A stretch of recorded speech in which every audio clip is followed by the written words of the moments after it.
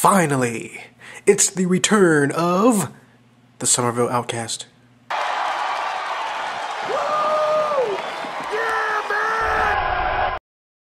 Alright, it's great to be here, folks. Really great. I love you guys. I miss you guys. I'm sure some of you miss these podcasts. You know, it's a nice little thing to listen to while you're riding on an airplane, exercising, or just drawing away.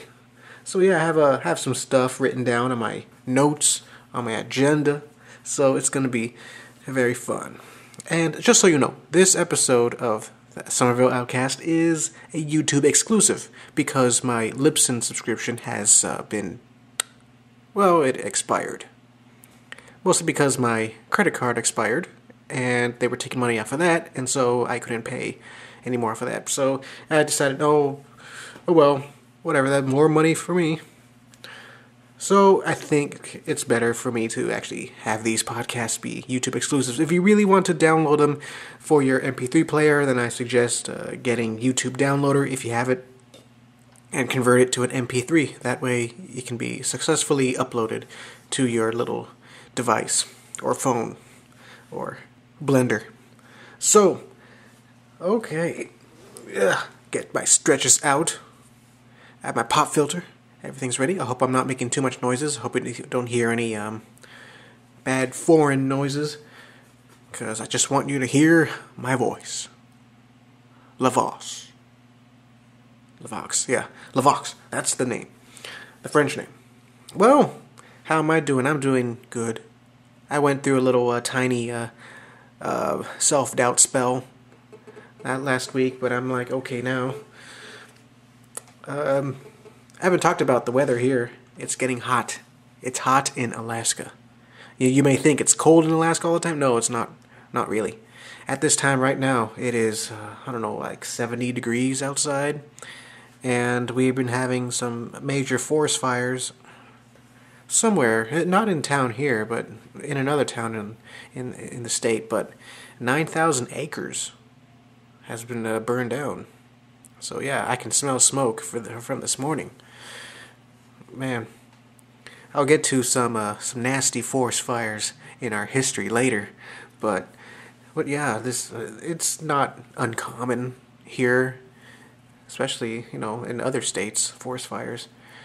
But yeah, that's the realism of summer. In fact, last Sunday it was hot too. It actually started to be really hot ever since last Sunday, because last Sunday I went to an outdoor arts walk show to visit or to see my friend's little booth outside. Her name's Shannon. She's another cartoonist in town. She's a friend of mine. Saw her stuff. Really got me itching to do my own stuff, my own shows. But still, I don't know if I should do an outdoor show, because I don't know, with all the wind blowing my stuff away and the bees, because you know me and my bees. We don't get along, okay? Whenever I see a bee floating around me, doing that stupid little spin thing, like it's doing a little parameter check on my ass. Hell no, I do not want that bee around me. It's like, I'll be doing like I'll get all defensive and shuffle around like Mayweather. No, I'm like afraid if somebody were to come up to my booth and then they say hi, and then a bee starts flying around me. I'm like, go away. And then the guy thinks I'm like talking about him, and then he goes away. Oh great, there goes my money. Thanks a lot, bees. I'm not saying that my customers are money. I'm just saying there goes my business opportunity. That's a politically correct way to say it.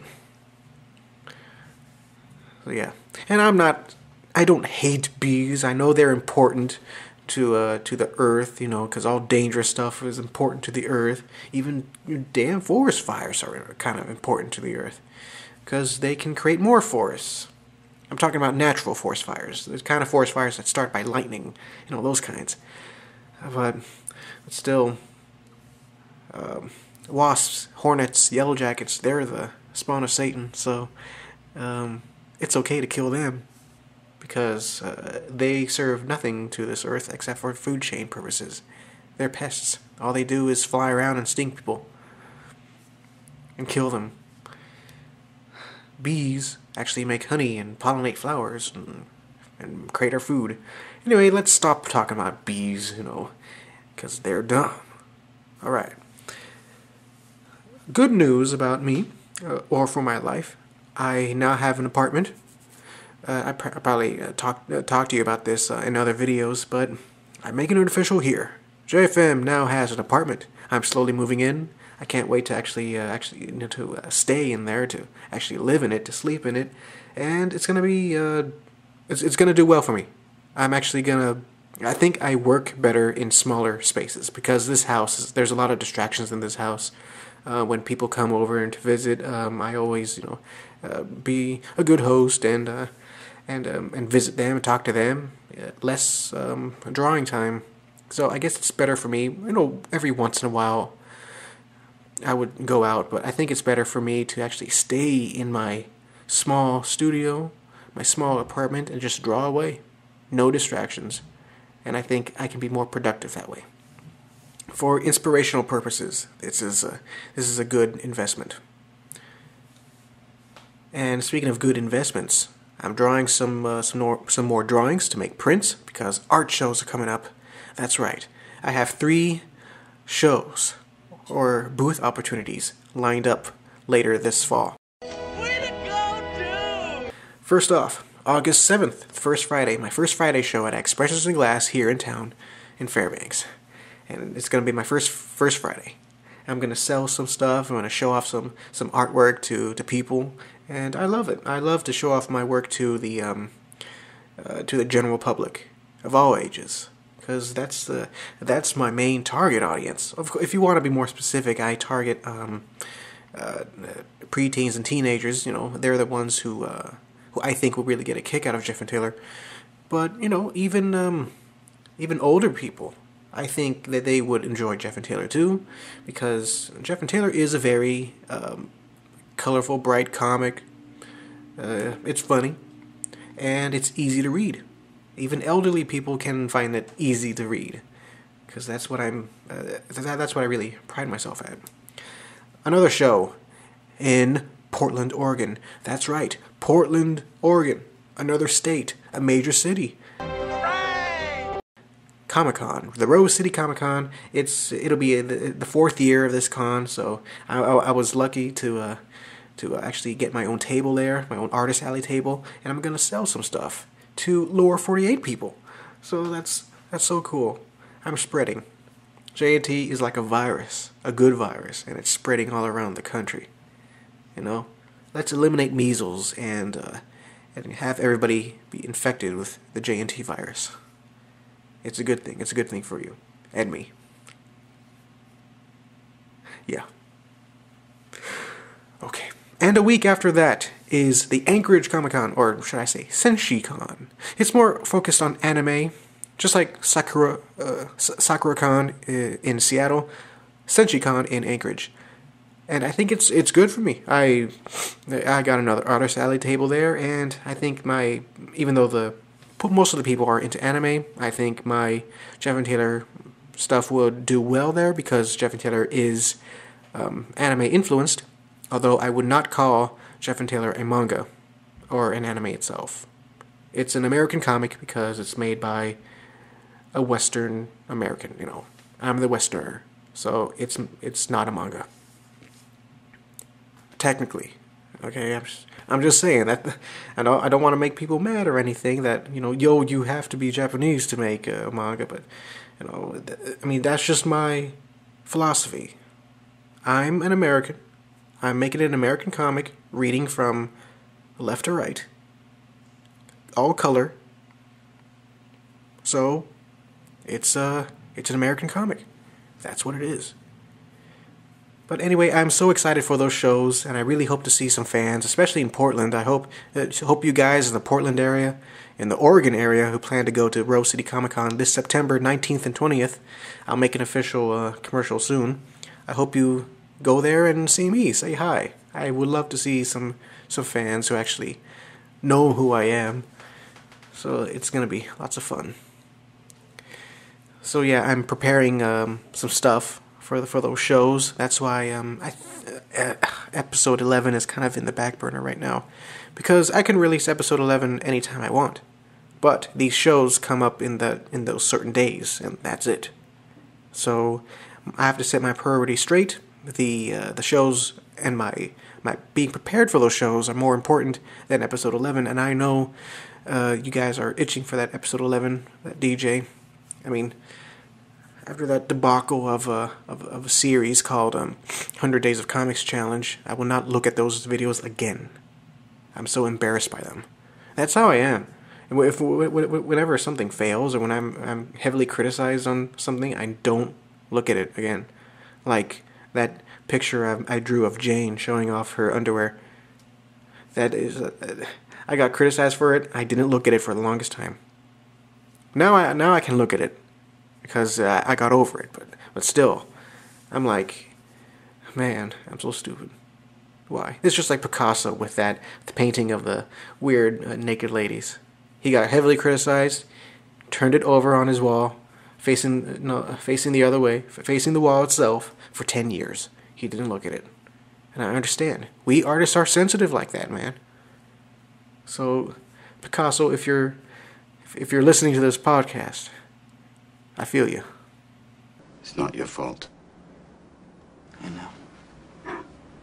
It's not your fault.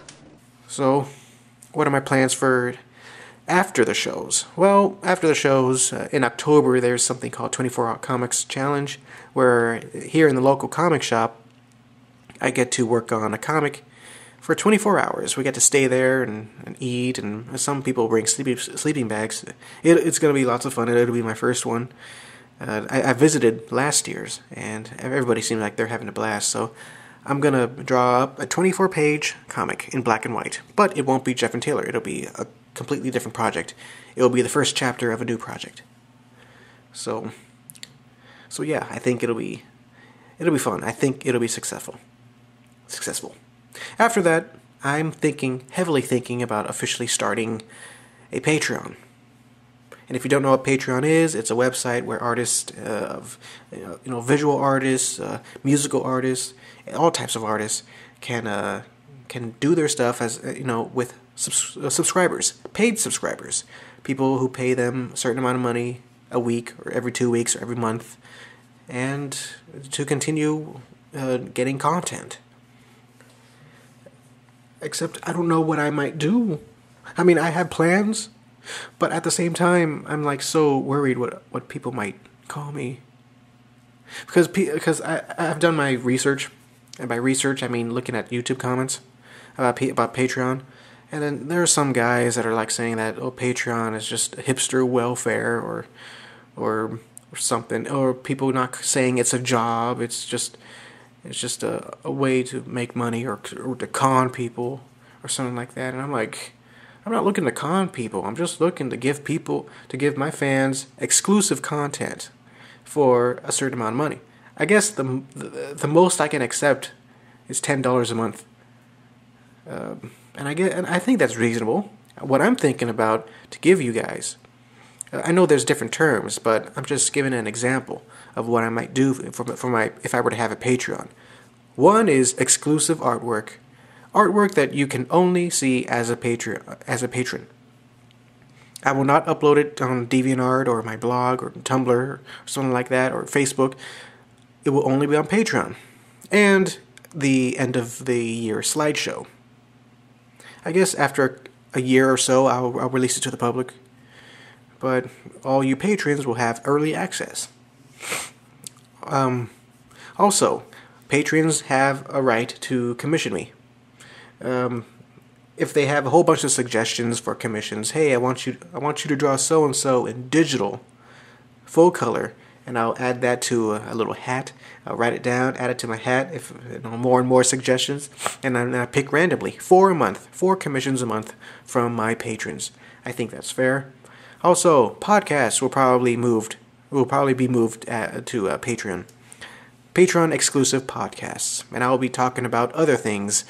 Not because this podcast right here is more focused on Jeff and Taylor and my life. I want to talk about other things. I want to talk about my other projects. I want to have guests.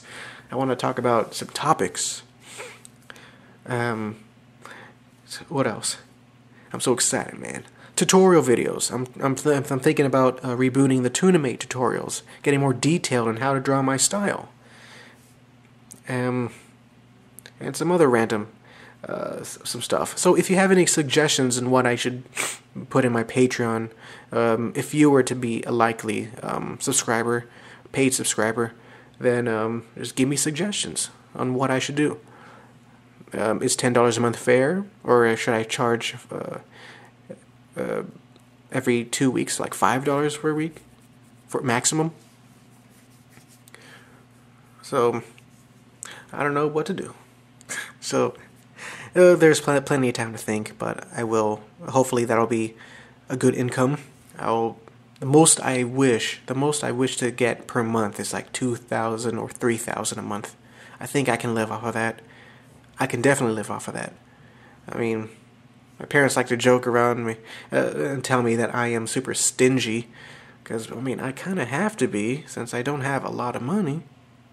Typically, it makes sense for poor people to be kind of stingy. I wouldn't call myself poor. I'm not super poor, but I'm very careful with my money. That's how I am. That's how most Virgos are. We're careful with our money. I'm not greedy because, like I said, I can. I'm just happy to have enough money to live off, just to pay the bills. I'm not looking for luxury items, you know. I just want enough to pay the bills. That's it. So, yeah. If this fails, if people start calling me some weird names about this, you know, like, I don't know. It's like people call this e-begging. And I don't think so, because that's what worries me. I don't want to be called a beggar. I don't want to be called a bum. And I know not everybody will be totally into me having a Patreon thing because they expect my art to be for free. And I don't know. Me and millions of other artists in the world can agree that our art cannot be free all the time. We have to make money off of it. We have to. I have a business, even though it's super small. I have to grow that business. I have to be successful. I mean, I just know the haters are going to come. Everybody has haters. Once you start being successful, you know, you get the haters. But, you know, I admit I have thin skin. I'm sensitive. So when people start calling in and say things like, you know what, you are a freaking bastard. Oh man, don't say that. Please don't say that. You're just a fucking inbred. Nobody cares about you. I'll kill you. Oh, no, please. Tell that son of a bitch on somebody ought to torture your goddamn ass. God, man, what did I do? All I want to do is just make a living off of my art because, I don't know, it's not about the money. It's about having the time to do what I love.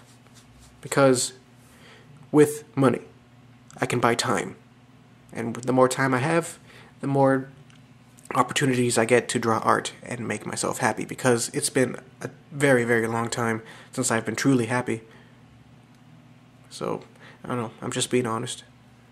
So, Patreon is something that I'm eyeing my conscience at. I'm really looking forward to it later this year. So, there's that. So, let's talk about some Jeff and Taylor. Alright, I bet you guys can't wait. I'm going to talk about some canceled quickies and some classic J&T stuff. J&T history. So, be prepared. This is going to be on quiz, so you guys got to study this little segment over and over again. No, I'm just kidding. Okay. Well, I have here a list of my canceled quickies. So, these are quickies that I just thought of, that, oh man, I'm going to draw this. And then in the last second, I changed my mind for a better idea. So, excuse me. One of them was called Squeeze the Juice. It was about to have Jeff and Taylor's guy friends be in a little 7-Eleven store, and then just practically squeeze the squeezy juice off of the little dispenser without paying. They just squeeze it inside their mouths, just like an Encino Man. Link and I are cruising the mountain, bro, and we figure we's a little juice. No, whizzing the juice. Wheeze the juice. No, whizzing the juice. No, whizzing the juice. Yeah, just like that. I'm such a copycat. But yeah, it was gonna be fun. It was gonna have a little cameo with a former boss of my friend Jade's. My friend Jade's former boss, San. I met him before. He's crazy. I'm just kidding. Okay, Jane and Cass. No. I already did that. Jane and Cass ship, the Doctor Who thing. Kim of the North. That was one where Kim Greenleaf is in Montana, talking about how she loves Montana in the winter, how she loves snow. So yeah, it was gonna have some sort of punchline where she gets hit by a snowball or gets tripped by somebody, some kids on a sled. But I kind of changed that to Freaky Fairbanks, the quickie you saw a couple weeks ago. Juicebox Hero. I think I might do this in the future, but Juicebox Hero is a little play on words with the Foreigner song, Jukebox Hero. So, it was about to be, I guess, one of Maria's friends, I'm going to say Kelsey, didn't have any, she didn't get a juice box. Everybody else has a juice box, but she didn't get one. So Wayman, being a gentleman, a little 7-year-old gentleman, gave her his juice box. So he's a juice box hero. Something about Tanya, Taylor's sister, because I wanted to show more of her. I didn't get to that. Strawman Stone. Okay, this is going to feature Strawman and Jeff talking about something. And let's see. It was a tiny sequel to Strawman's and Taylor's little segment, little quickie where they were talking on the roof, and Strawman being all sentimental about his life. And then he said in the very last line, he said, "When are you and the other one are going to evolve?" So in this little quickie, he had an evolution stone from Pokemon, and then he threw it at Jeff, thinking, "Oh, when are you going to evolve? That's the evolution stone." So he knocked Jeff out.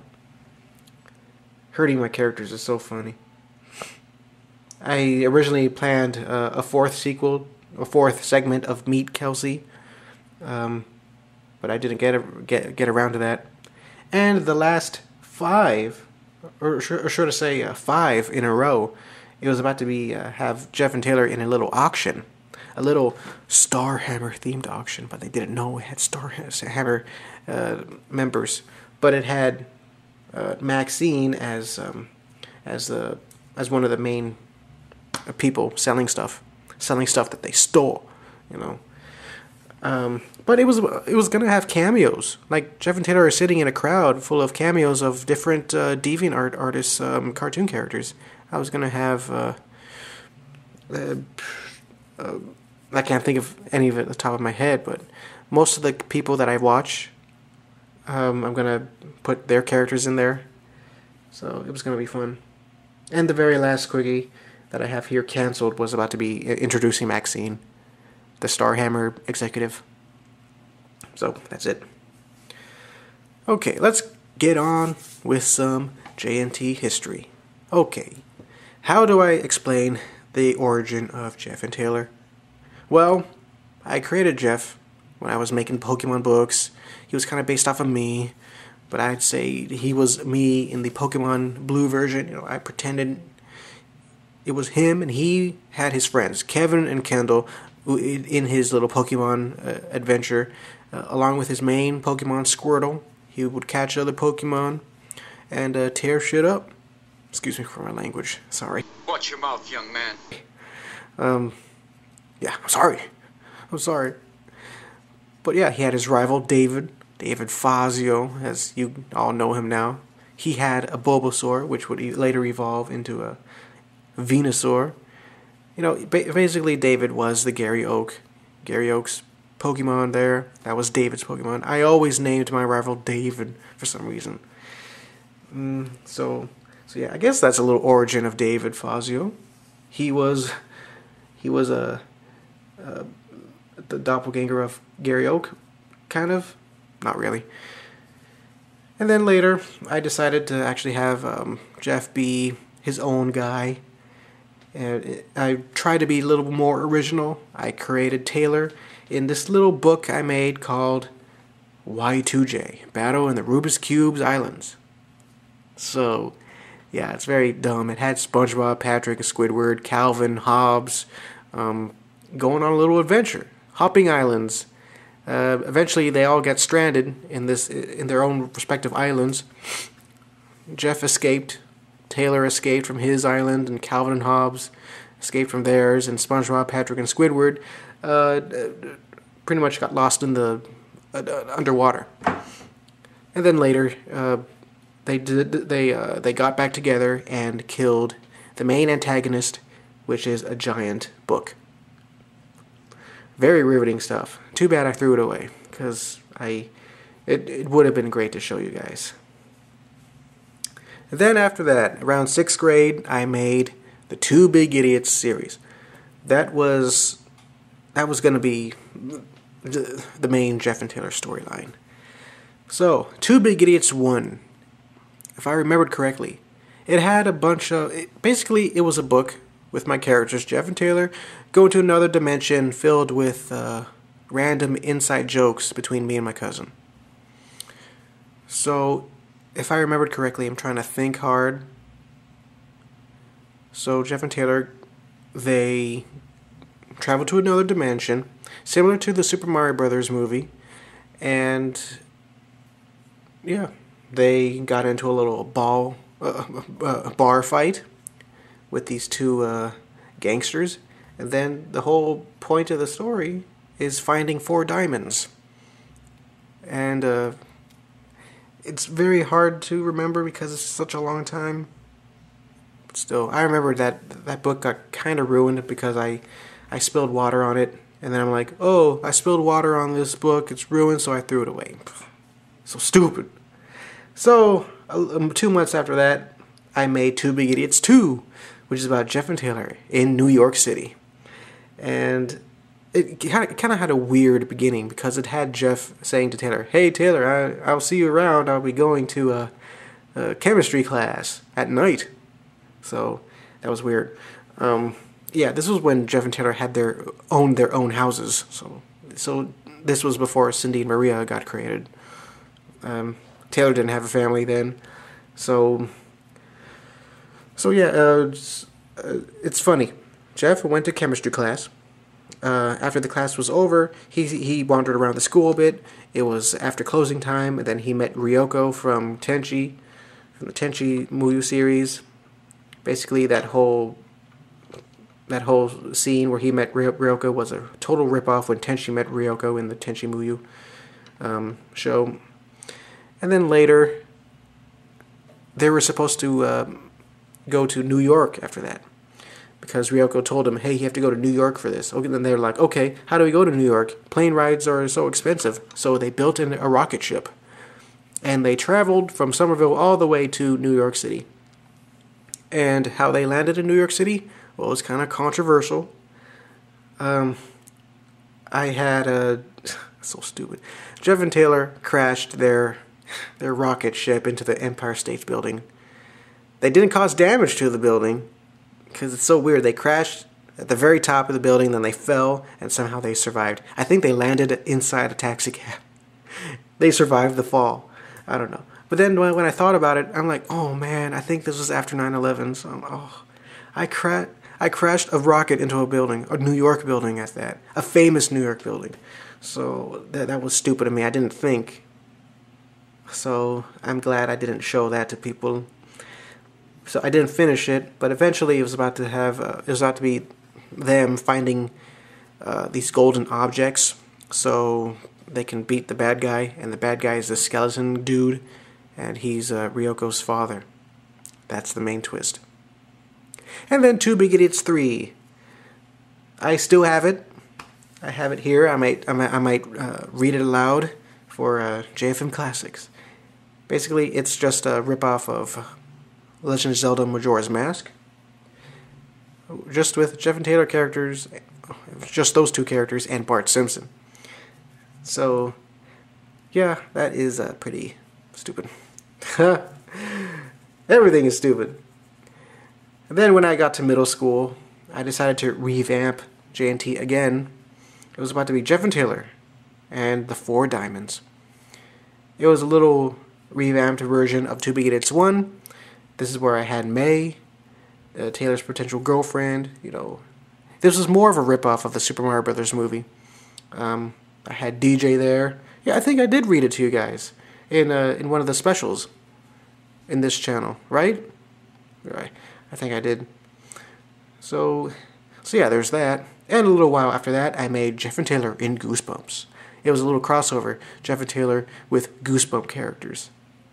It was about to be, them killing all the random Goosebump characters in their little haunted town. And, yeah, that got canceled, but it will be later revamped in a future Jeff and Taylor episode called Creep Tales, which is a 3-parter, and it will have Mr. Dawes as the bad guy. You know, he's the guy with the normal face, half skeleton face, with the worms around it. Yeah, that's him.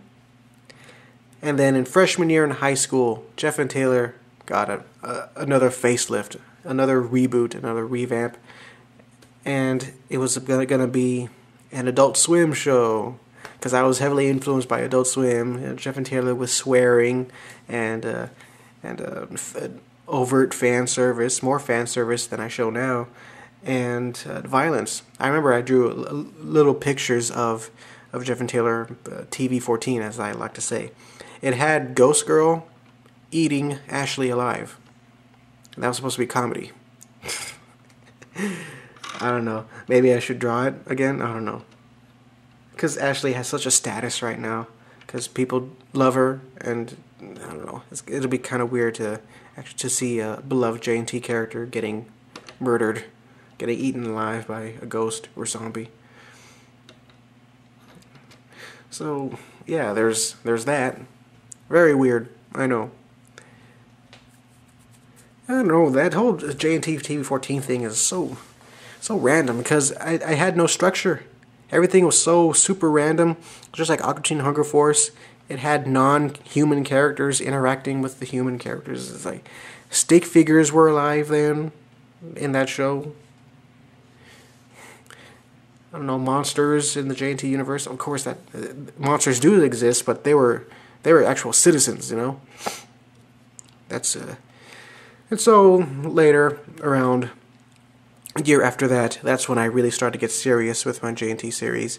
And then even right now, I still plan to revamp it, remake episode 1. That's it, and then submit it to publishers. And if one picks it up, then I'll be doing a whole reboot, a very good reboot. So yeah, there you have it. That's J&T history in a nutshell. I don't know what else you guys like to talk to me about. Will want me to talk about, because there's so much material about the history of characters and all that. I could fit it in. I can't fit it in this little podcast. It has to be in other videos. You know what I'm saying? So I'm gonna save those for another video or podcast, whatevs.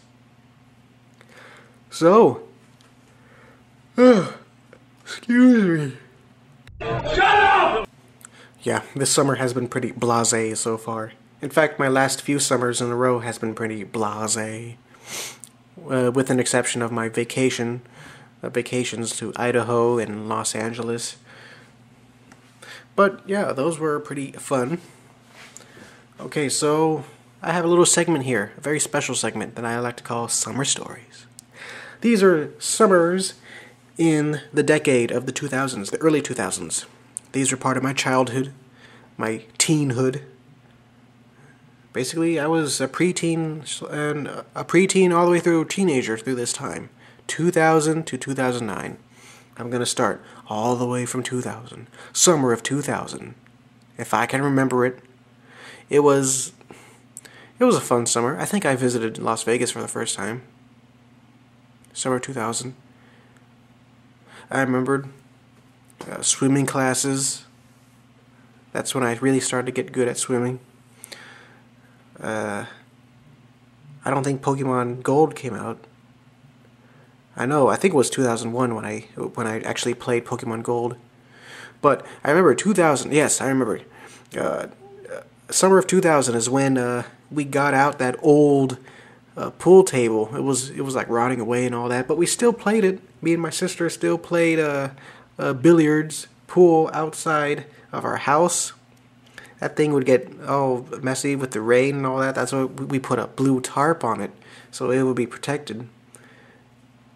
And I think it was the same year where I got that go-kart.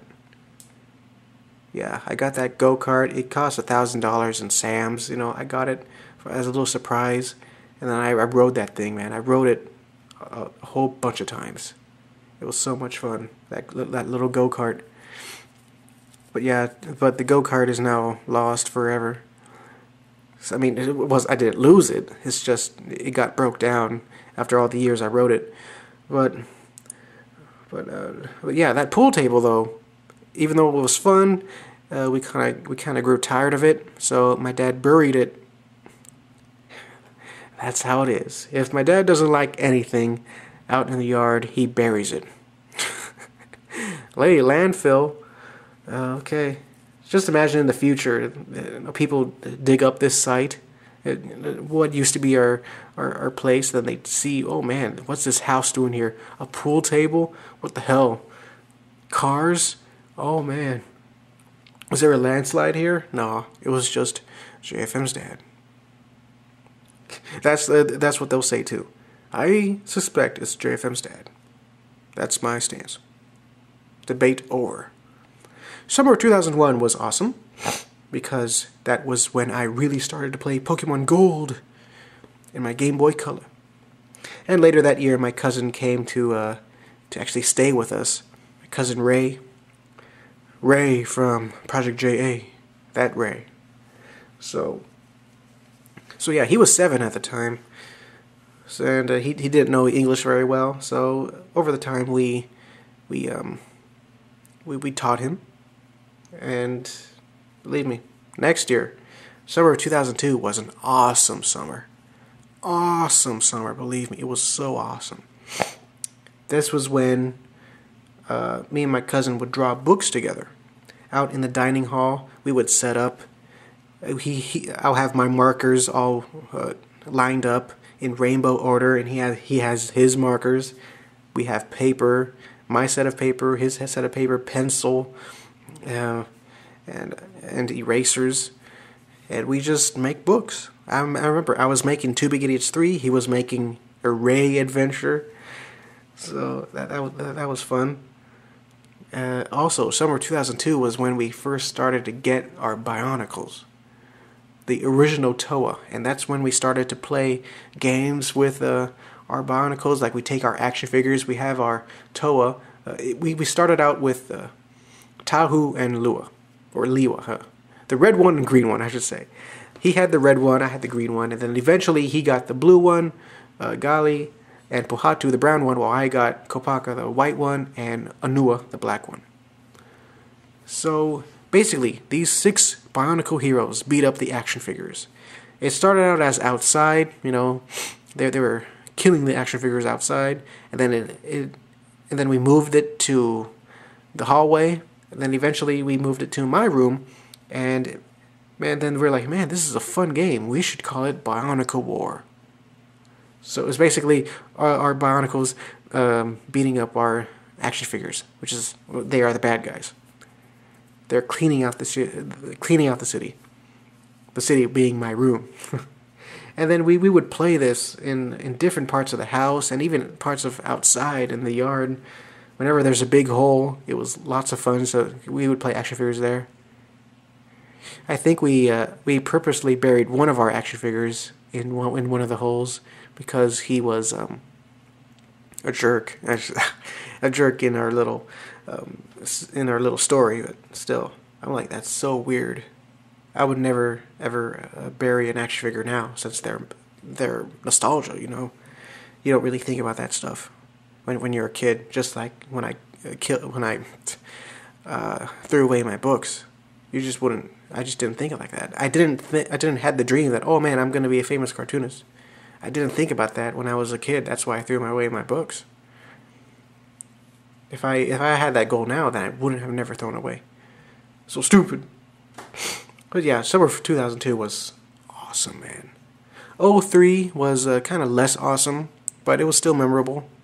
I remembered two things off of summer of '03. What were they? Oh yeah, Mortal Kombat Deadly Alliance, and me getting spanked by my dad. So yeah, I was how old? I was like 13 at this time. I didn't do chores right. Like I was gonna throw away the trash and everything. So I put the trash in the back of the truck. Apparently I forgot one bag, and then the next morning he actually scolded me and slapped me around. Not too hard, but still, I remembered I cried because it was kind of embarrassing to him to just spank me like that. And I was so... I remember the date, June 8th, 2003. It was that traumatic. Yeah, whatever. But still, I don't know. It's one of those things that you just can't forget. Right now, when I throw away trash, I remember to throw away everything. So yeah, that's it for 2003. But 2004, man, oh man, the very best summer of my life. 2004. This was when I had a girlfriend, Sarah. This was when I was drawing some new material. Me and my cousin were back at it with drawing some books, a Jeff Adventure book and his Ray Adventure. It was cool because we would get inspired by, we would play outside, play our little Final Fantasy game. I think we were playing Kingdom Hearts then, so we pretended we were fighting monsters Kingdom Hearts style, which is basically freestyle, And that's how we got our ideas. We pretty much improvised our little adventure outside. Like we pretended, we would play around our house, and we pretended different areas were here and here. Even at the shop, when my dad was currently building the shop, we would play around there. We pretending the little warehouse was the Black Mage, the castle, and basically we finished the Ray Adventure story, but we didn't get to finish a Jeff Adventure 2. I mean, I think we got to part 6 or 7, but we didn't do the whole 10 parts of the outside improvising. And then once we're done with the outside part, then we would write it down and chronicle our little adventure into these books. So that's awesome. Also, 2004 was great. When we would draw our books, it would be in our little table in my room. We would draw. I remember our drawing sessions would go from like 10 at night to like 1 or 2 in the morning. Because this was during the summer. We didn't have school. So it was awesome. And like I said, I had a girlfriend back then. So I visited her once. And had a good time. I mean, we were 14 at the time. So good time means just talking. And just being with each other. That's it. Also, 2004 was the same year when I created, or the same summer where I created Uncle Link. So that was fun. I'm making Uncle Link, and we would camp out in our yard in a tent. That was fun, kind of fun. I don't know. I'm not into camping or anything. One negative thing about the summer of 2004 was our forest fires. I think it was the worst forest fire summer in Alaska history, because whole bunch of trees got burned down, and I remember it was like a couple. It's like we had one whole week of brown skies and smoky air. It was that bad. I remembered the whole town was smoky and brown when me and my cousin were gonna watch Spider-Man 2 in the movie theater. Yeah, that was. I don't know. I kind of like smoky weather. I mean, I know forest fires are bad, but that's still. It's kind of, right now, when I smell smoke in the air, it's kind of nostalgic, which is weird. Summer of 2005. How did that go? Oh yeah. Okay, well, summer of 2005 was interesting. That's when I really started to get into radio. No, actually, in fact, 2004 summer was when I started to get into radio. You know, my favorite song to listen to in our little radio was "Roses" by Outcast. That was the main song. That was the number one song for us that summer. Other songs we heard that summer of 2004 was Ashley Simpson's "Pieces of Me," and then later that year. When I started freshman year, one big song was "Let's Get It Started" by Black Eyed Peas. That was a big one. Actually, I think I woke up to that song in my radio in the first day of school. I woke up to that song. Let's Get It Started. That was an awesome song. Awesome summer. But anyway, 2005. Summer 2005. I was still listening to the radio. My dad bought a 2003 Toyota Tacoma for me. I had my driver's permit back then, so I didn't get to drive it out in the street by myself. But it was fun knowing to have my own car. I was learning how to drive, kind of. So yeah, it was lots of fun. Actually, that was when me and Sarah broke up. Was Summerville 2005, which is okay for me now. I'm over that. I'm way over that. But still, it's good to imagine. It's good to imagine. It's good to think about that nostalgia. You know. Too bad it'll be short-lived. That little over thing. Oh, just shut up. But yeah, 2005 was a pretty memorable summer. That's when I created those Jeff and Taylor posters, character posters. You probably saw that in my Facebook page. The old school posters. Yeah. It was really, and it was also the summer where I started to buy Gosho Oyama's Case Closed manga. The English version of Case Closed. That's when I asked my sister to buy them for me, order them for me, because since I didn't know how to order stuff from the internet. That's so dumb. But I got them, got inspired by them, and then decided, hey, Jeff and Taylor will be a comic series. Summer of 2006. If I remembered, this was... Hold on. Yeah, this was after sophomore year. So I was done with episode 1 of Jeff and Taylor. Yes, episode 1. I'm done. I was done with that, and I decided to work on episode 2 at that time. But too bad I didn't get to finish episode 2, the original episode 2, until later that year. But sort of 2006. It's a huge blur to me. I really can't remember it that well. I think we went on vacation. I think. I don't know. Not much to talk about summer of 2006. Not a lot. Okay, 2007 was a pretty memorable summer.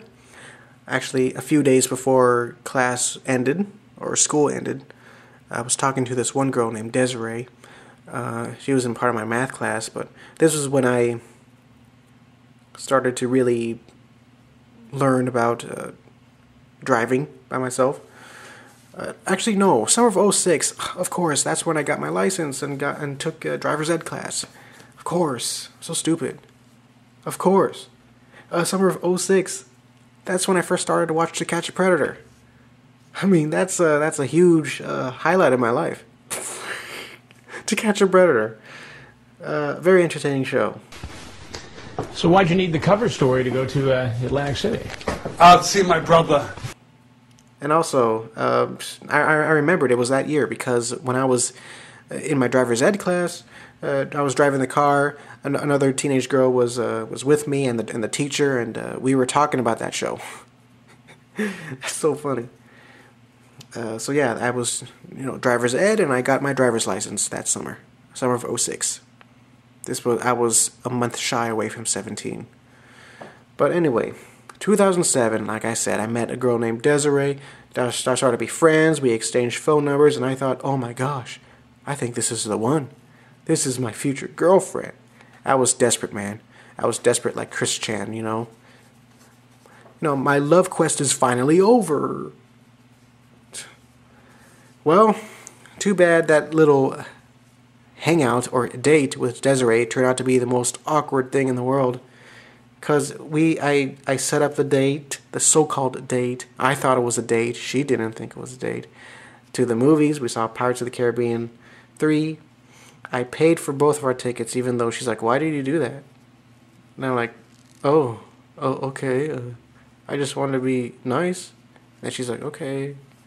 So yeah, she thought this was a friendship thing. Just friends. Not date. We saw each other in Spanish class that same year. And yeah, things quieted down. I thought I had a crush on her. Turned out she didn't have a crush on me. So yeah, she was just being nice. That's a big lesson for me. But anyway, summer of '07 was also good. It had its highlights, like cartooning class with Jamie Smith. I learned a lot from that class. And I met a new friend, Jamie Smith, and Lucas Elliott. I met those two there, and they're still friends of mine on the Facebook. So, summer of '08. My God, what a long and memorable summer. Summer of '08. Well, to start things off, the summer officially took off for me, and the graduation party. The summer, I graduated high school, and this was the time when I started to get feelings again for Sarah.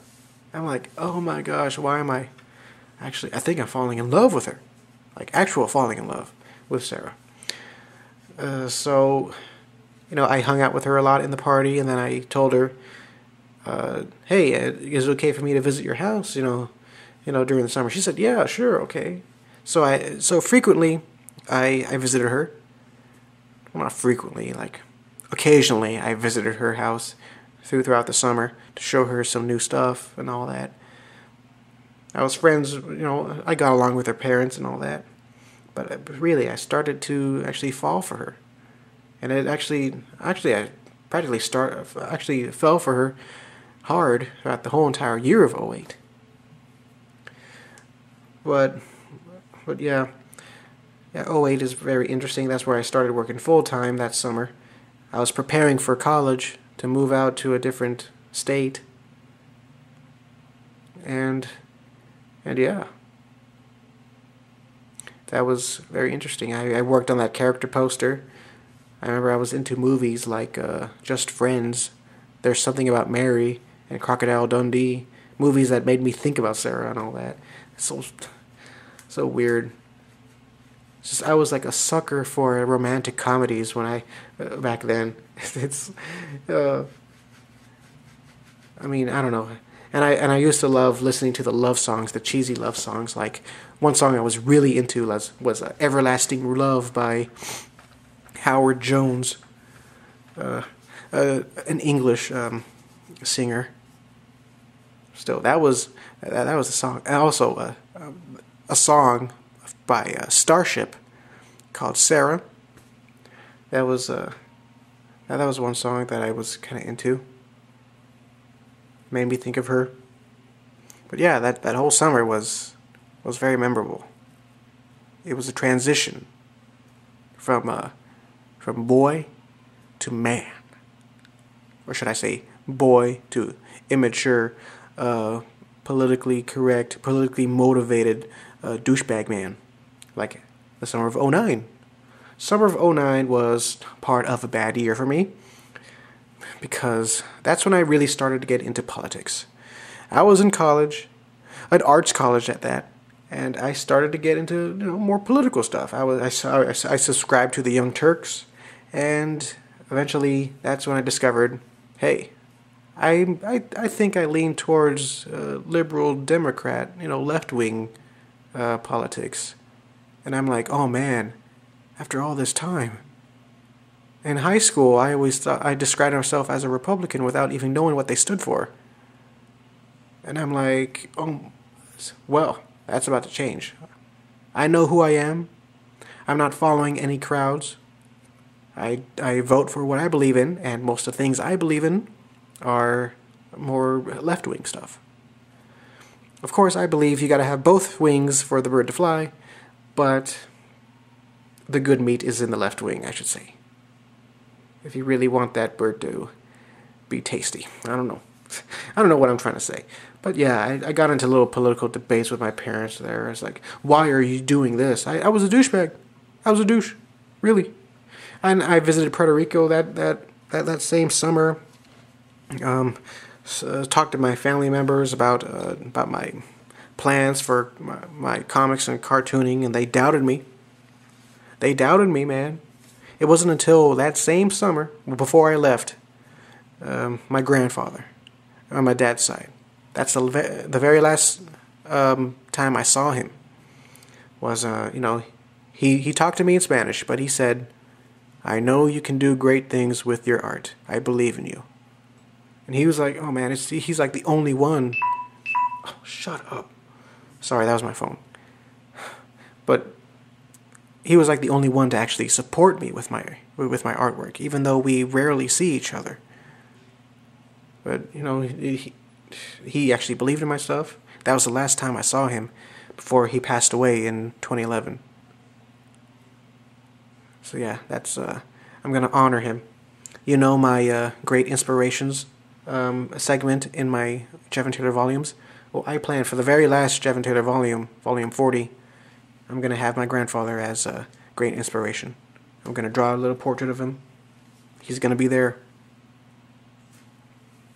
because he restored my faith in my comics after when everybody was putting me down. So I guess that's a little highlight of that crappy year. I also remember that same year was when my friend Jade and I kind of broke up as friends. We were just friends at that, but still, later that year, we kind of drifted apart, and then we made up and got back together in April of 2010. But I'm just getting ahead of myself, That's why 2009 was a pretty bad year for me. When I think of 2009, I think of that part where Jade and I kind of stopped being friends, because of misunderstandings and all that. Anyway, I don't want to talk about that stuff. That's the past, man. I can't worry myself about the past. I have to worry myself about the future, because that's how I am. But everything's good now. I'm over Sarah. I'm way over Desiree. I'm over that spanking in 2003, even though I remember the date exactly. And I'm over the little friendship breakup in 2009. So, what am I going to talk about? Pokemon. Pokemon Y. I just started that game a couple weeks ago. If you guys want to add me in your little Nintendo friend list, whether you have a 3DS or a Wii U, you can add me, JFM Studios. Well, if you have a Wii U, you add me, JFM Studios. Capital J, capital F, capital M, and then the rest lowercase Studios. No space. So, add me in Wii U. We could probably see each other. I only have 2 Wii U games, or 3 Wii U games. Hyrule Warriors, Mario Kart 8, and Super Mario Brothers Wii U. I plan to get more games soon. So, yeah, that is it for this little podcast. I think we're like an hour, almost an hour. So, oh my gosh, I made it. I made an actual good take. Oh my gosh, that's so awesome. That's so awesome, man. Very great. What was I going to say? A little outro. Well, I really hope to see you guys in the future in Patreon. I'm looking forward to reading your comments, whether they're encouraging comments or discouraging comments. I'm looking forward to reading them. I'm sorry if I don't reply to them, since I'm kind of busy. But still, you guys are awesome, all of you.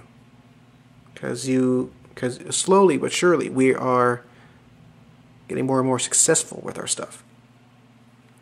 And you guys are helping me a lot through Jeff and Taylor. Even though we are a small group, you guys are really helping me.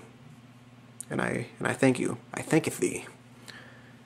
So I think that's it.